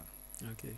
Government school ho your party for ya back ho am say o ye omo committee for bi one of friend say school no whiteboards na omo de etros no why the teacher ni no board ne ye be they about half kakra bi ped na white or timi etros timi kokko hwe me ko na 3 classrooms and ISR. Okay. But na classrooms e ho na 10 me hwe ni nyina enche ni nyina be say mekoye ni nyina ma school for sapema ma school enti we niam ma nya because me be chairman dachi me ye because for humanity sake yeah was say na niam bebre wo ho ma ye ne sa me asema me kan enye say election a obi anti in fact me party for kwa nim I get you omma papa ya otimi nchen oye me vice me kan share ne don't worry I get you anti enyuma de ya ye bebre but as I say no one can amount for because when you share it you say obutimi body see these are some of the few things I get you yeah I get you yeah bibi with your experience within the municipality nature say what study electoral ayinu ye pa electoral area ben na eye mo stronghold be mienu miensa bi na hin so na hwe a eye swinging ga obetumi aka say we na mo be ya make sure say mo de be wi ni ama matumi I didn't win more 2028 elections. Yeah. So you really as a chairman of the party. So tell them come as my super ti kase nyame kwa na nsati mikato bia. Yeah, I get you. Ti adwuma na edin. Ohwe there are some constituencies almost 100,000 cry and some more constituency. Bi mu kura no 50,000 but 154,000. I was a MP back on the show mo nyina so. And as a party back that is eligible voters. Yes 154,000 but baby omunru we from cry nti first na ka wote bantma what 80,000 but am 154,000 to nya mu 100,000 120 cry okọ yeah so e ma adwuma ne yedin na one of our biggest strongholds in Sakina electoral area na second biggest electoral area Amasama electoral area and a super for no ban Sakina no ba mine here. Those are the biggest electoral areas in the place. But apart from the general year war mine ma mabunu bebre any adwuma no. Ade ba ko ndi enya wa amasama pa ya kwan. No, what I'm trying to say is we need as chairman the biggest battle ahead of you the 2028 election. Yes. What's the electoral trend no oje de say electoral area ben na de so a oje de say ha de o say me mfa nya mani so ade hunu pa anya dwumaden double work mfa enwie ni because when me say ho de say o wi ni a nkae ni nyina no will fall in line for your party to win. Yeah, that's why I was mentioning the biggest electoral areas no. The biggest challenge what amasama ya kwan. Okay. Ye be free abem de na e de boy achi bebre say ye nya akwan no be si na kra enkrofo e buy still basa asa ti ade ba ko a yetimi ya eboa amasama ye yakwan yetimi fix ye route the toso mabu no adwuma sem. My question, I don't know whether you got me right. My question was we electoral areas na moto waba no unim say a higher stronghold. Yes. Aha ede yentumi nko enti me moto abama me na me wini as a chairman I will make sure say I will baby anya stronghold no enti me pe baby anya stronghold be ba kom yenu bi aha say de anya stronghold I hope say wanya no right yeah that is what I so ya to about 2024 no de ya anya de pa Muslim communities. Okay. In fact I think apart from 2 or 3 you lose ni nyina. Okay. Ti why baby was here dey ni kopa eno nti ya pe obi a nasara activities no betimi aba be shemu kenapa.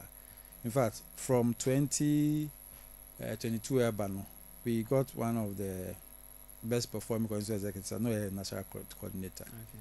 To timi bo adwuma ma we are recognized in the Muslim areas but we pay ama a lot of the Muslim communities here Lucia.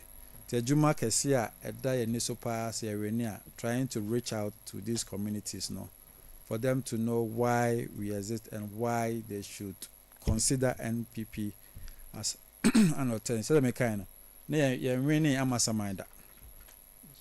Ye winning amasamaida but 2020 ye winning and omuhu niema kakra bia ne ye ya asanke to aso a kanima basesa nti we will appeal to all the Muslim communities, the Zonga areas in Amasama say, Omatuama, NDC mpuntu obiara ma te say omo nane enhwe MPP nso na yeme sane mam kakra emom. So that will be one of the critical areas we will focus on when I win. Yeah.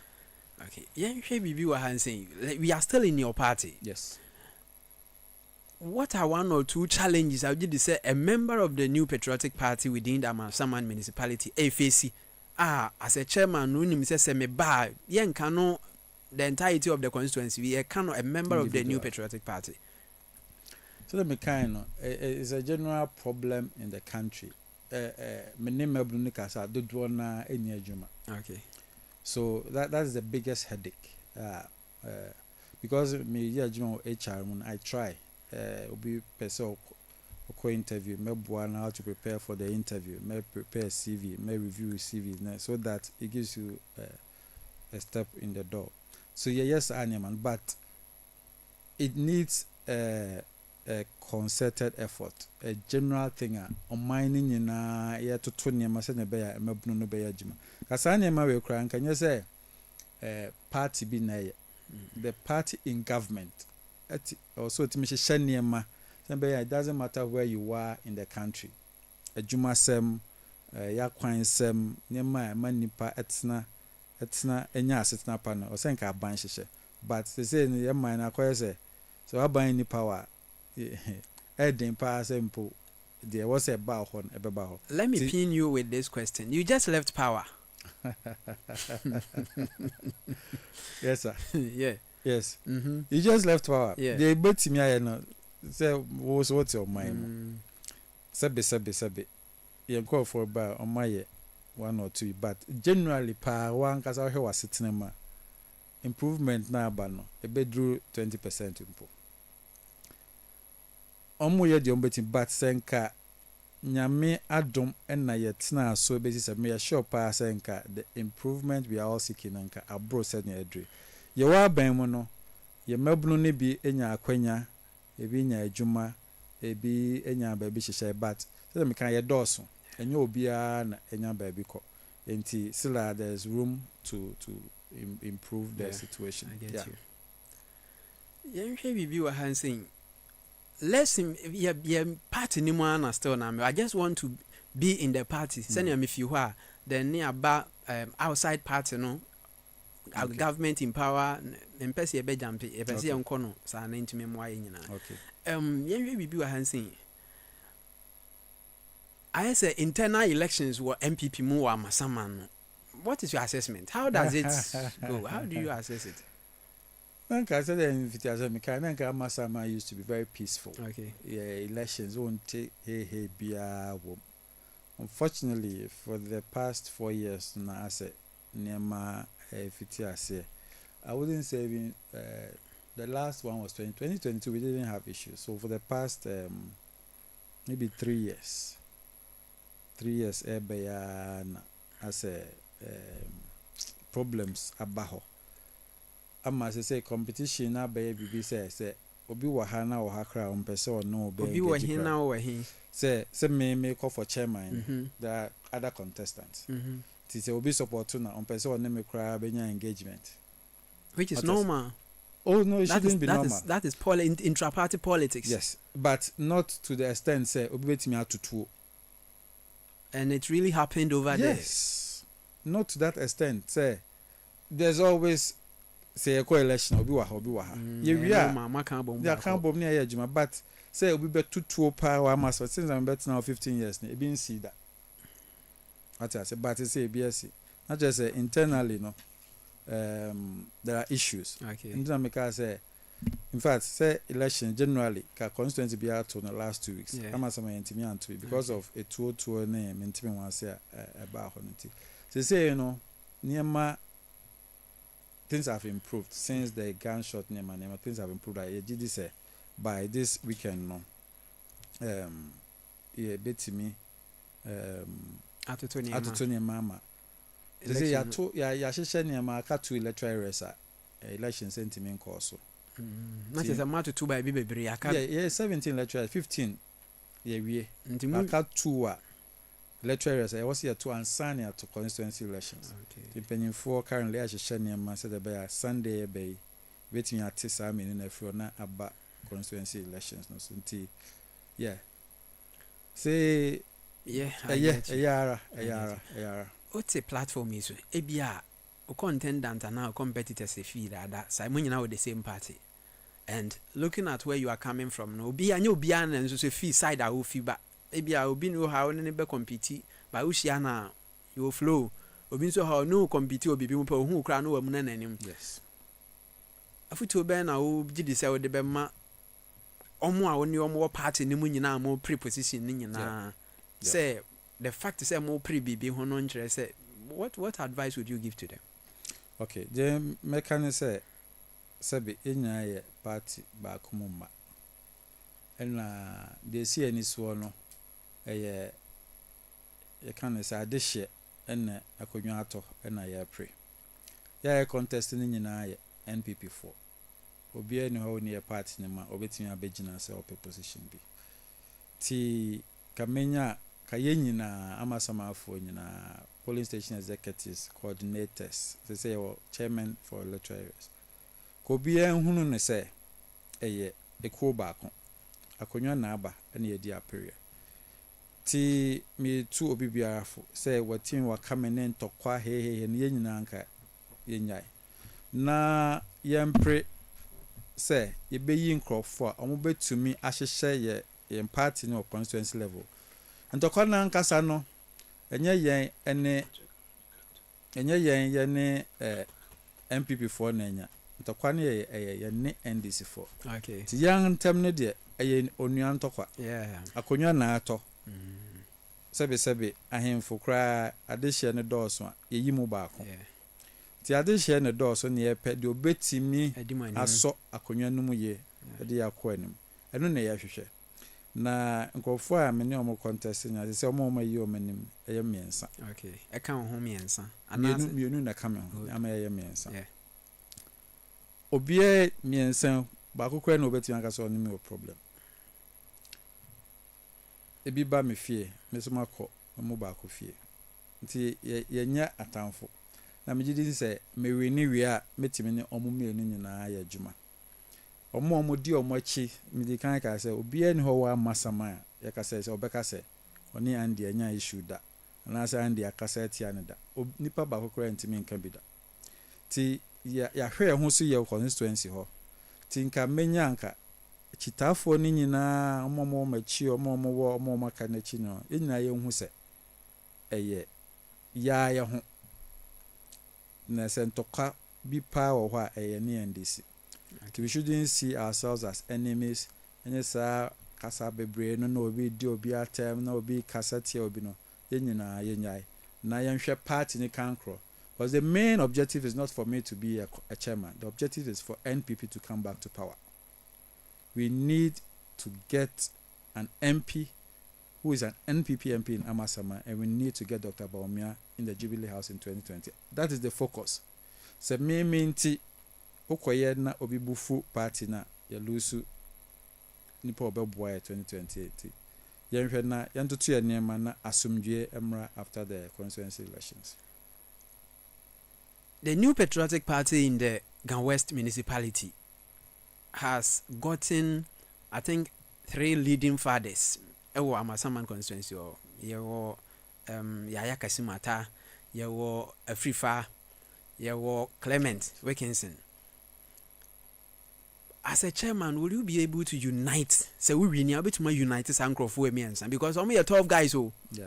Minimum 1-on-1 pa. Will you be able to unite Sankro for me?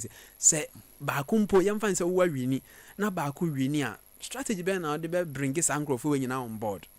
The airfield says Sampen for you na Mino be akasa. In fact, me ba Amasaman for from those times, not Clement. And another candidate. Okay. Clement ba me fie. One ne chairman solo. Na me no mo fa. Me organize kwans. Maybe ko mo ba my boy and estate for na bobo. Ti me ne Clement e fa be si ne Clement frɛ me. Me sumiti me frɛ. Ti me ne e fa. Ono abo afrifa. Me kan ho bi ene e bo adwuma e ma ne be ye MP. Jono so me ne e fa pa. Ya Kasim. In fact, and I may so na ya ka sim etimi be join the NPP or be to your dues edi kan or person be a party member me na me share no ema me e che no kwan obefa so ti obia enu ho a so minim so omo be san contest bi o there but say omo be ba it will be very easy for me to work with any of them but said the yeshe party na kwa nim ye pe to me bio inti ye be hye party no to be so attractive say obi a obeba be di anim obi a betimi e de akọji seat sani American no party aba abamu memfa say 2 years in na over almost 2 years in our party free abamu genuinely nipa ne bi omunya positions o manage ebi nso so ho a omanya positions accommodate om be seen there and omubonyo so be seen there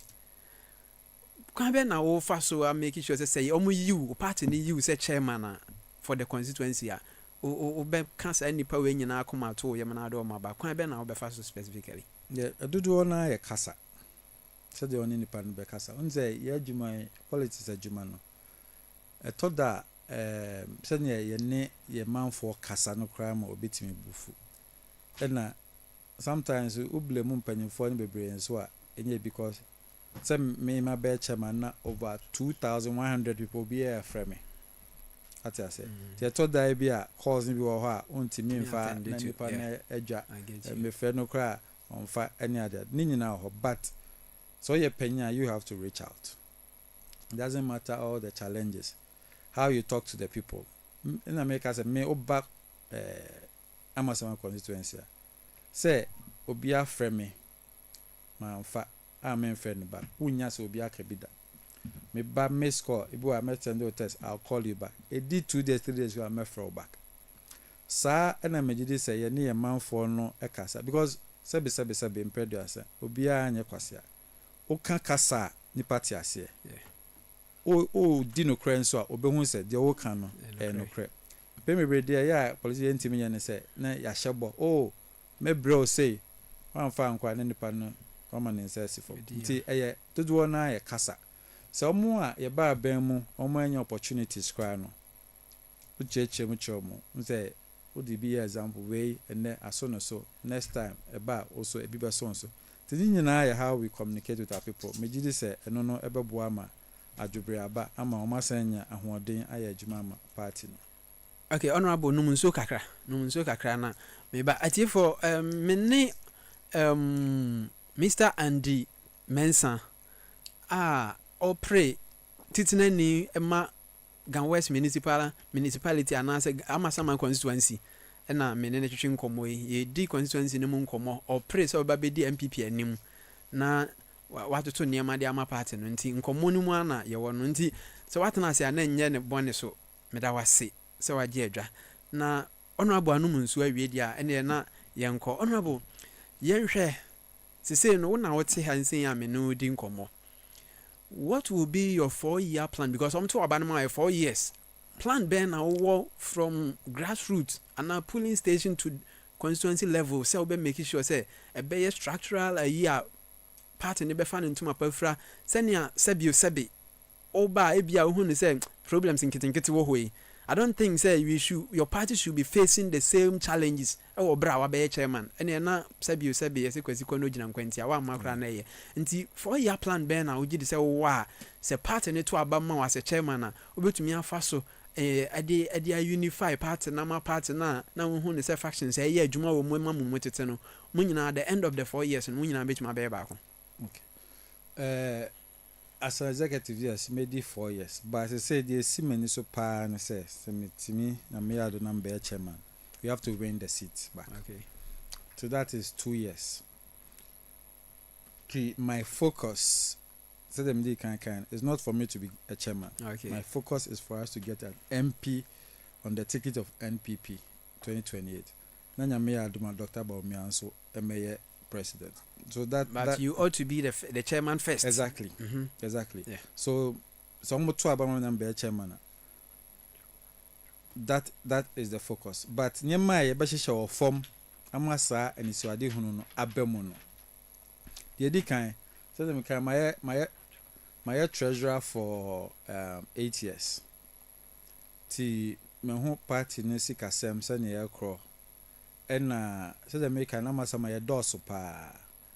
Na se say omo to abampo ema ye be executives ne ye over 2100. Okay, ti se nipa 2100. So opese unsa sun obia so kra edin pa. Ti niema ewo se yedigu form ema ye nyina saa botaye a mesi esimani so amegide se party baby o amasama bia so sinani so se betumi abemu a this ye ba ko so me kan no 2024 ilusu aba no enam se wonchi bebre ba entem ti me bo apro me ko baby a de me kan edikan pa no se wo se ye nyina ye san ekambom. Without that no ye ntimi enwe ni seat no. But practical things are me pese me de mani so eboa party ne nhyehyɛ wa ase on say amasama ye ni party office. Okay. Ti ye high dan. Sika ye de high dan no afie mienu bia me ka obeba wonum. Na ye wo asase a mpanyimfo adi kan no age to ho. Mpanyimfo aba ne bi try say omo be fiti ase but ebesi na ye nsi the simeni so any mitima many omo contest any so say ba enkopim say ye 4 years na emma de na ye si ye plan no ye abrosan ase ho de na ya hyehyɛ ye hia ho as our party office because sika ye tuama landlord bi no the size can ye de boa ye party ma enkebekɔ animu pa. So that is one major thing media simeni so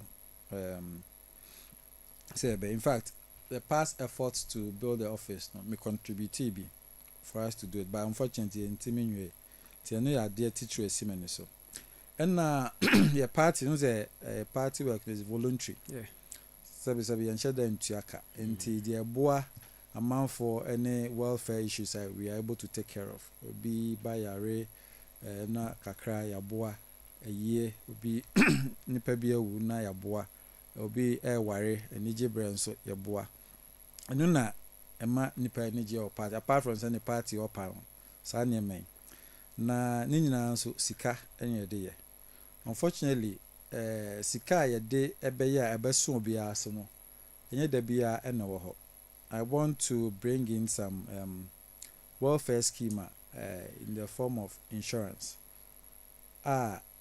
ye di ensa bekwa akohwase a se bibi kan obi a enye party ma ena ye contribution na mom insurance company no ena bebem abekọ sa nipa no moa.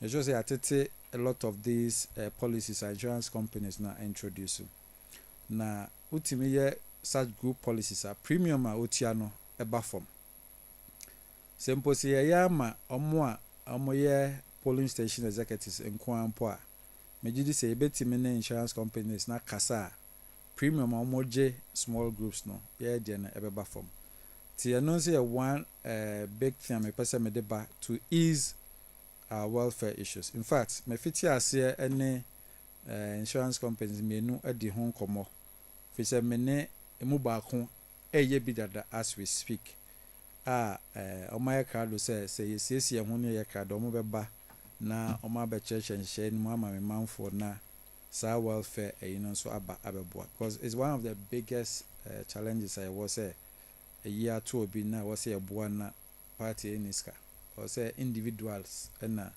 ngaska bond boa but nipa ba ko twene sa be do bi obebre but it was such a structured welfare scheme at the beboa and also everything. So those are my three main things media che. But the fourth thing I also talk about is discipline. Okay. And then say Martina Masama for so years my name page for Bebraye my Clement to a few for na part no more discipline wo. Okay. But name to me cause I said the net and sa net ya creative platform Bebrea the course one say ye twa bomb for na sebe so okotan ba bi e cassette ya me na me so me obi ota machi ono nso bekan bi acho ti eno nso abaya ade a essay party no amasama na nyame ya adom na me betena so as chairman saa nneɛma no ɛbɛhwɛ ama ɛto atwa. We must respect order. We must respect people in the party. Nansi ya Council of Elders baako nneɛma ɛkɔ so no ɔbɛyɛ audio ɛkasae sɛdeɛ ɔmo so paa no platforms no. Council of Elders obi a wadi party before ayɛ yɛbɛba ha no na wɔ ha wasɔ party na yɛ abɛsom so obi etimi di n'atam ti saa nneɛma no si yɛ ntwa so a ɛmoa obi a ɛwɔ Amansama constituency. Okay, ma memfa wensi ta we de ɛyɛ nkyɛnkyɛn na yɛn oba national sesi ano mu Ashanti regional chairman ne ho akɔka agua mu ama sesi ano ontumi wa afia sɛ na me no kasa yi den na wo kan fa ho obi a wo nso wo te nkyɛn no nso wo adwen nti den na wo kan fa ho. Let me tell you something. Chairman want to me me mate. Okay. Ni ko school back. Okay. Pempe College.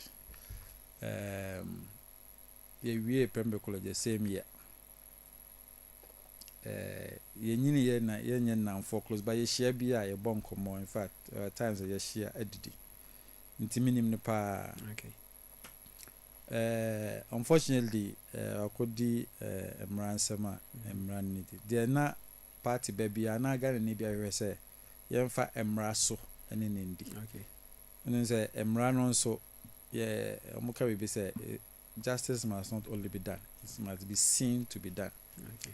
There ya na ma amanfo etimi ye omukese ne say. And you haven't seen justice. Ome kasaba. Okay. Me say there ya na ema amanfo etimi ye omuna ne say two way ya was said the first way no na two way dia e ofa eno na ema wanchi ba amanyoko ntem no because emra no etwa afanu ni nyina obi anyi problem because esi wa ha ye ni say obi aye okay I said to out force in here ne court but say obi na kai say unimbo wa shi nimbo hwe ati ase enti wo de ya say wo de say wo na nimbo bo ba ya hwe no say ye nimhwe na mo nso na mo power. Oh yes. Ena me say unimbo aye nimhwe. Okay. Nti wo bo na ehun say ball no go nie na o sheda bo fa ncha ye behu untimi emeka ncha say na me say wo na o ye player ne nti unim de nti a bo fa ncha me say untimi de no bi bo fa ncha me nka asa. Okay. Me say mra no ekoto tin na mra ne say ni say obi a ne ho problem. Okay. Nti the American no o say mra no we must be fair to everybody. It doesn't matter who you are.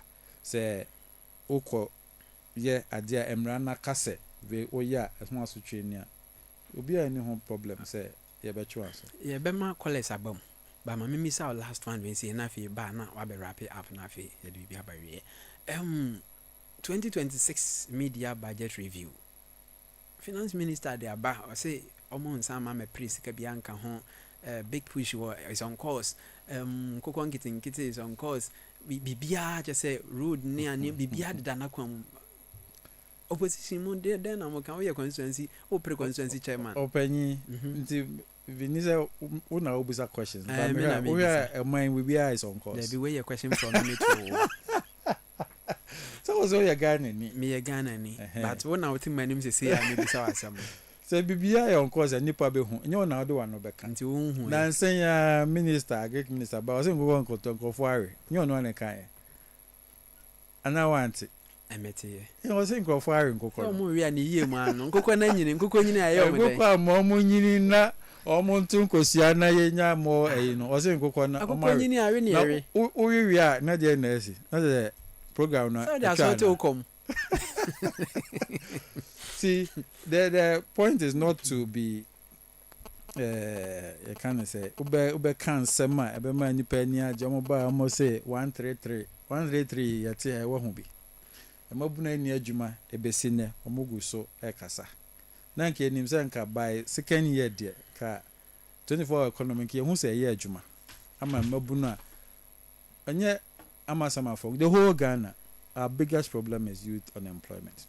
Kamode policy aba say o adwuma bia e be fa nipa miensen ka by now ka mabunu no sun so ate and still like be sin ne mabunu so egusu esu ti enye populistic policies ene ehwehwe ye pese oman no ekoye ayetimo bi ye be feel ye be hu se niam ekoye na se pa almost say bibia de na kwa 2024 o feel yo abra na mo minister say ngukọ ngejinkete yare big pushy me amasama na me free ba nim se ofa ye kwan no so me ti constituency ni mu bi oh minia ene say wa etume bi o man mu na manfo etwa ye picture enfutru po ye nim ebesi nne se woti ho dia unim ye kwan me bay traffic medim because o ma ye kwan no one way amanfo hia na oso ko ti se o ma ye bi but se pa se niam akoye die meje tuma enye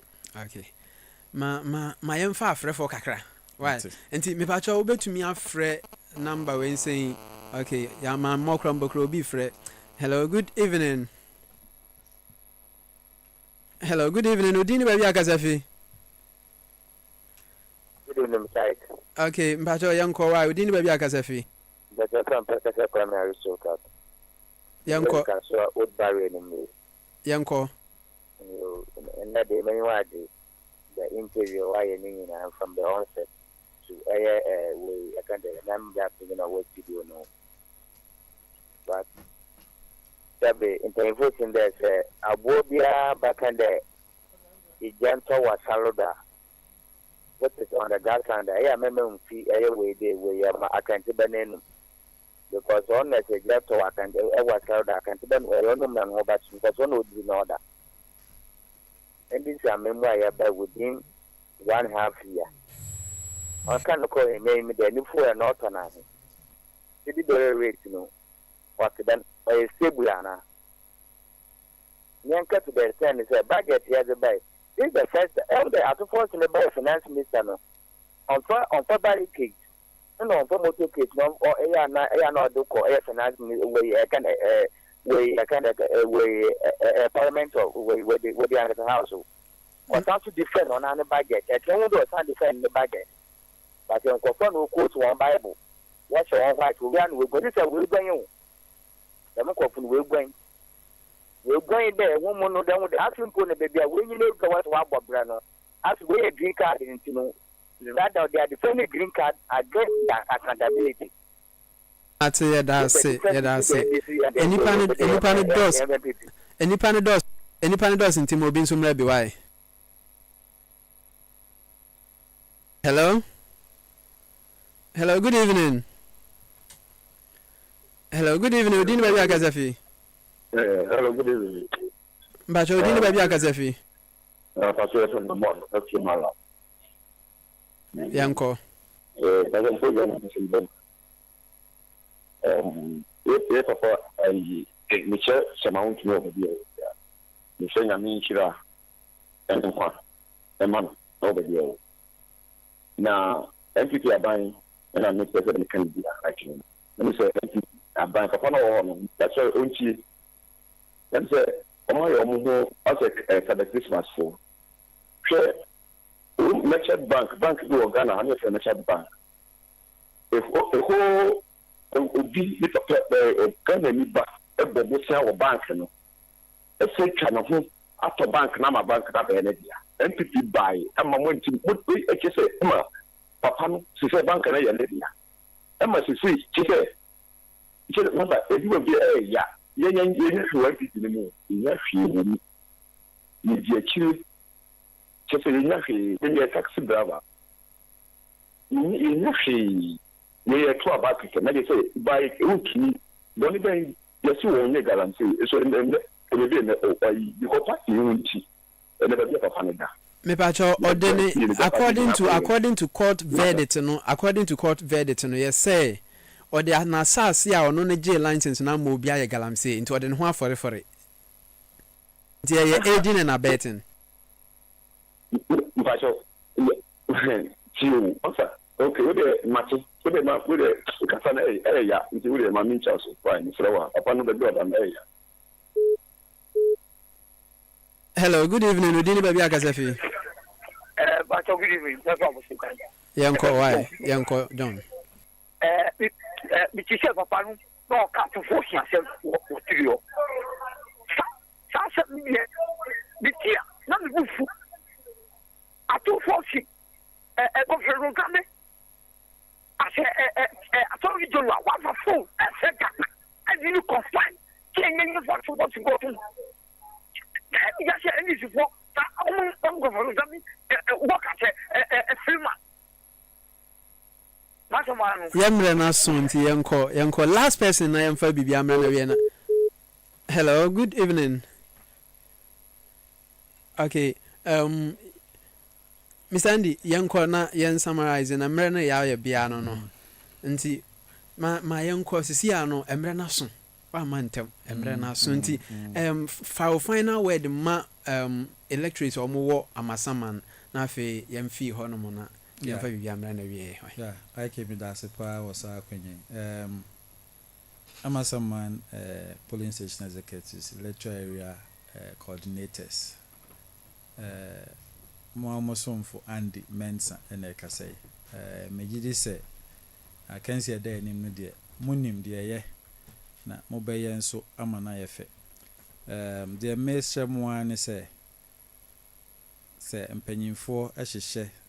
Na ye my data de koto abana Andy stress mo beto abana man munim de be aye for the past 8 years plus munim se ne de ye ho ama munim se de ye bibia ama e cars ye sika bibia ye de abo adwuma ama NPP ene abaye fair obia wa amasam bia pese ode ne ho bedom party no sabre e bra e wo se mo hye ya bre or party no hono animonyam na mode kosi sam pempen so na adwuma ya no tumi bedi yensa yatimi aye ama na bro de abra na ye ni tumi kra no yatimi ye na de toso nhihya me pese me de ba na beboa ye nipa ni nyina so wo hwe se ne ye party no hyehyɛ aye for the past few years sa ne ma ya mabobɔ so yatimi ya bema adwuma ye de akɔgye seat ne back no ayemre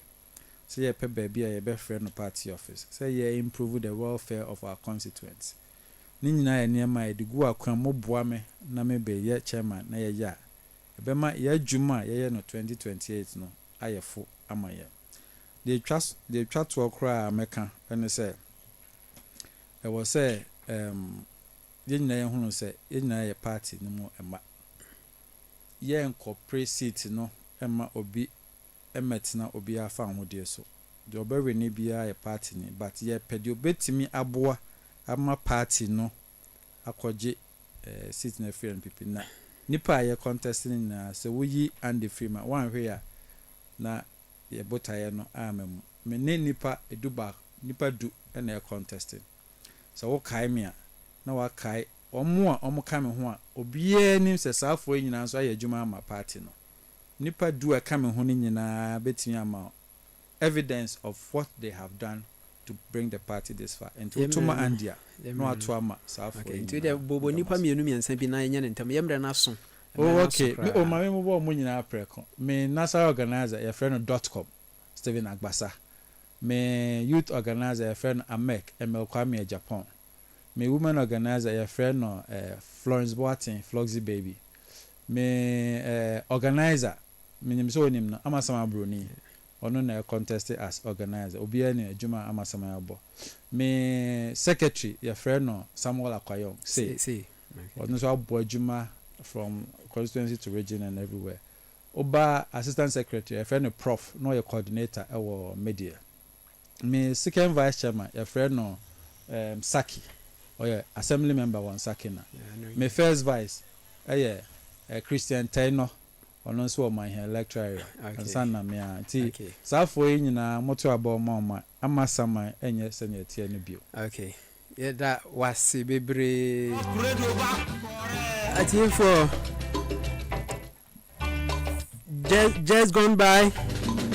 It's your most authoritative evening news, current affairs and political talk show, the Final Point political talk show, live on top 103.1 FM. Mr. Andy Mensan and Yanininya one-on-one interview. Edino any David Nana Kodjo Champon. Yemre na sumpapa home. Yadi bibia ebana wiye. Production team no Nana Ajin Barima the Senator. Mr. Roger Tete, Mr. T, Mr. Kwesi Buafo International. Ena Odikro Kwame Ahen. Father Amache. Ena social media no classics. Ena Mr. Fox in Suna so him. One team can be ma bye bye.